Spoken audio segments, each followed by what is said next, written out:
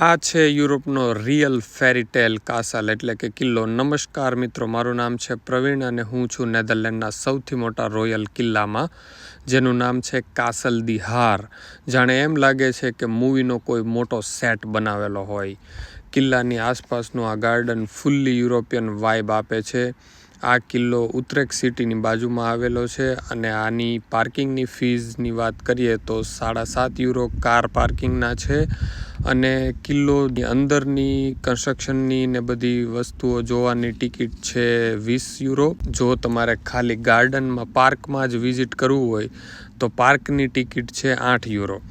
જો તમે નેધરલેન્ડમાં આવો તો આ જગ્યાની ચોક્કસથી મુલાકાત લેવી અને એડવાન્સમાં ટિકિટ બુક કરવાનું ભૂલશો નહીં. વીકેન્ડમાં ટિકિટ મળતી નથી અને એટલા માટે જ હું તમને ખાલી અત્યારે બહારથી જ બતાવી શકીશ.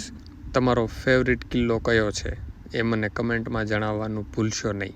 આભાર. મળીએ આપણા આગલા Counter all your quick remarks like passing notes in secrecy.